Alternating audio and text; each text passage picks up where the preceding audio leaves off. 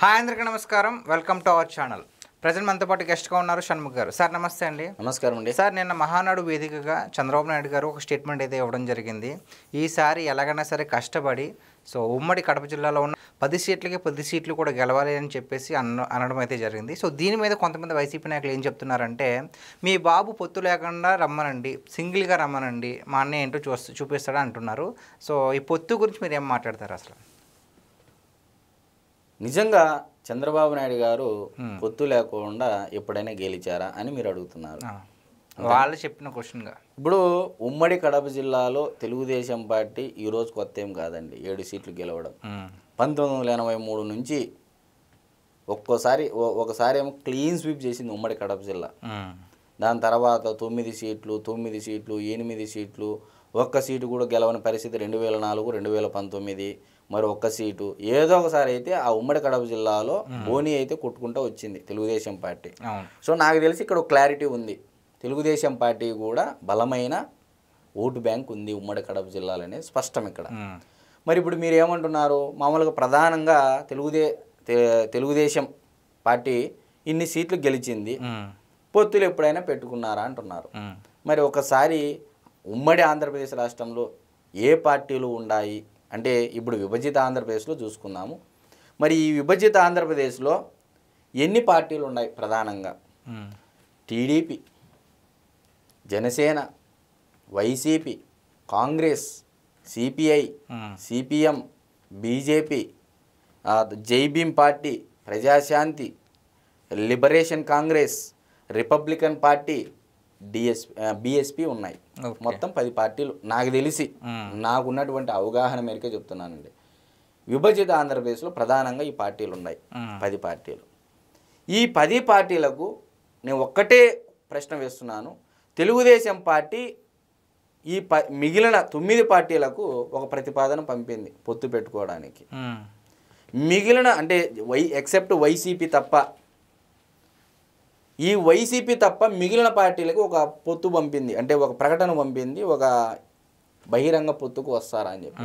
నాకు తెలిసి అన్ని పార్టీలు వస్తాయి, ఏ పార్టీ కూడా వ్యతిరేకించదు తెలుగుదేశం పార్టీ. ఒక్కసారి వైఎస్ఆర్సీపీ పార్టీని పొత్తుకు బహిరంగ ప్రకటన చేయమనండి, ఏ పార్టీ వస్తుందో ముందుకు చూద్దాం. వైఎస్ఆర్సీపీ పార్టీతో బహిరంగ ప్రకటన చేపించమనండి, ఏ పార్టీ వస్తుందో వెయిట్ చేస్తాం. వాళ్ళతో కలవడానికి ఎవరికి ఇష్టం లేదని చెప్తున్నారు మీరు?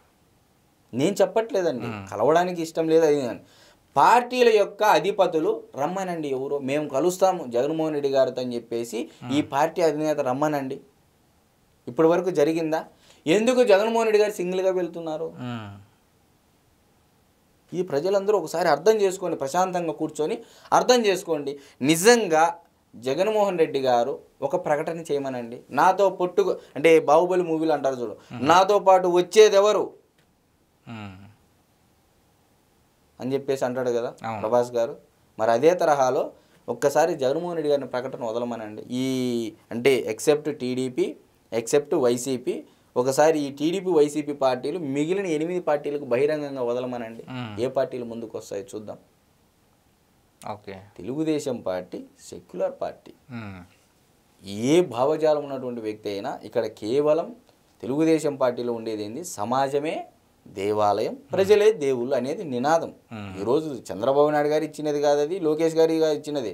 పార్టీ స్థాపించినటువంటి నందమూరి తారక రామారావు గారు ఇచ్చినటువంటి నినాదము, ఆ నినాదాన్ని స్ఫూర్తిగా తీసుకున్నటువంటి వ్యక్తి, నడిపించినటువంటి వ్యక్తి చంద్రబాబు నాయుడు గారు.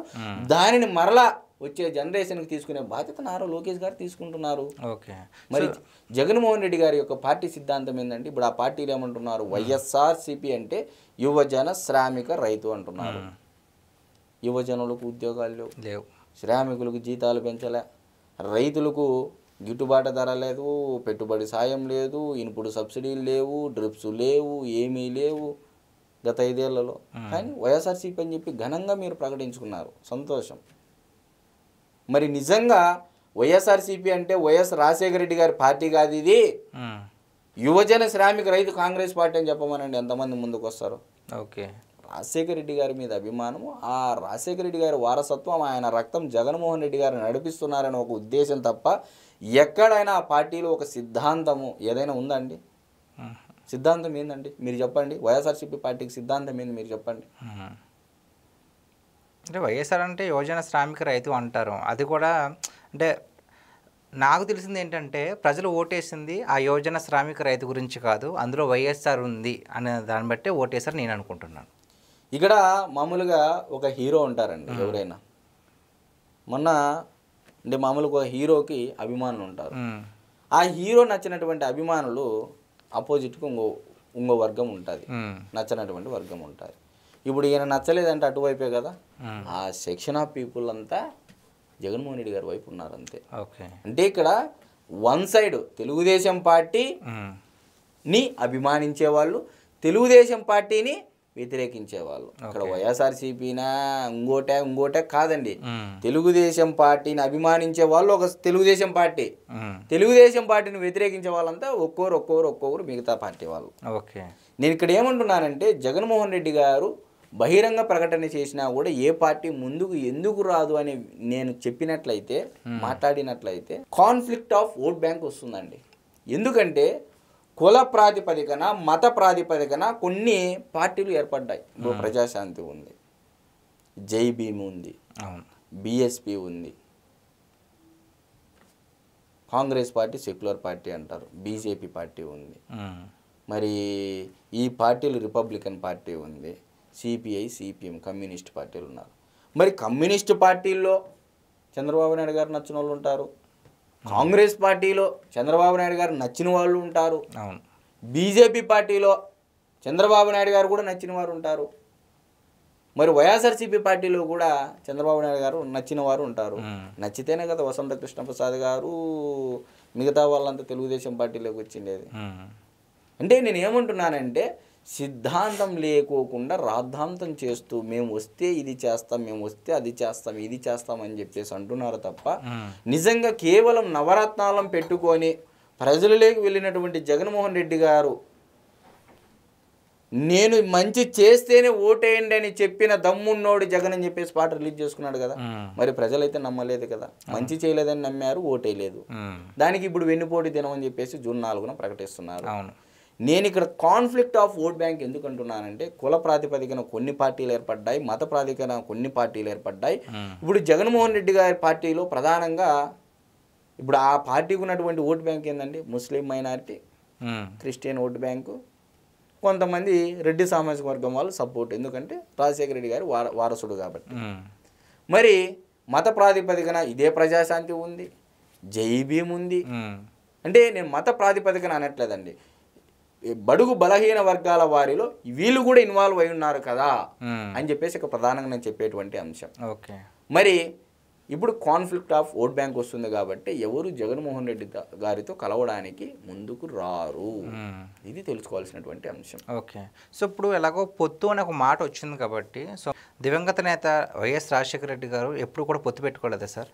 ఎందుకు పెట్టుకోలేదండి? అంటున్నారు కదా ఇప్పుడు టీఆర్ఎస్ కమ్యూనిస్టులతో రాజశేఖర రెడ్డి గారు పొత్తు పెట్టుకోలేదా అన్నాడు? ఇది ఎవరికి తెలియదా? సింగిల్గా వచ్చాము, సింగిల్గా పోటీ చేశాము, సోనియా గాంధీ గారిని ఢీ కొట్టాము. తెలుగుదేశం పార్టీ ఎప్పుడైనా బహిరంగ పొత్తు పెట్టుకుంది తప్ప అంతర్గత పొత్తులు ఎప్పుడు పెట్టుకోలేదు. పొత్తులు పెట్టుకొని ఎలక్షన్కి వెళ్ళింది తప్ప ఎక్కడ ఎప్పుడు తెలుగుదేశం పార్టీ లోపాయకారు పొత్తులు పెట్టుకోలేదు, బహిరంగ పొత్తులే పెట్టుకుంది. ఇది ట్రాన్స్పరెన్సీ అంటారు దీన్ని. అంటే డబుల్ డిజిట్ గ్రోత్ రేట్లో రాష్ట్రాన్ని పరుగులు పెట్టించాలి అంటే ఒక నేషనల్ పార్టీ యొక్క ఆవశ్యకత ఎంతైనా ఉంటుంది. ఇది గుర్తించినటువంటి తెలుగుదేశం పార్టీ, ఈరోజు తెలుగుదేశం పార్టీ కూడా జాతీయ పార్టీ అయింది. మరి జాతీయ పార్టీ అయిన తర్వాత ఈరోజు సంస్థాగత గ్రామ మండల జిల్లా రాష్ట్ర కమిటీలు, జాతీయ కమిటీలు కూడా తెలుగుదేశం పార్టీలో ఉన్నాయి. వైఎస్ఆర్సీపీలో ఉన్నాయా? లేవు కదా. అంటే నేనేమంటున్నానంటే క్లారిటీగా ఇక్కడ పొత్తులు రాజశేఖర రెడ్డి గారు పొత్తులు పెట్టుకున్నారు. అదే కదా ఇప్పుడు చంద్రబాబు నాయుడు గారు కేసీఆర్ గారికి మంత్రి పదవి లేదని పార్టీ పెట్టడము, దానికి బ్యాక్ ఎండ్ ఎవరు సపోర్ట్ ఇచ్చారు, ఫండింగ్ ఎవరు ఇచ్చారు, మరలా ఏమి జరిగింది అనేది ఈరోజు నేను చెప్తే ప్రజలకు తెలియదు కాదు, ప్రజలందరికీ తెలుసు ఈ విషయం. సో నేను చెప్పేది ఏంటంటే పొత్తుల గురించి ఇక్కడ మాట్లాడేటువంటి అర్హత వైఎస్ఆర్సీపీ పార్టీ వాళ్ళకి లేదని నేను చెప్పుకుంటున్నాను. థ్యాంక్స్ అండి. నమస్తే.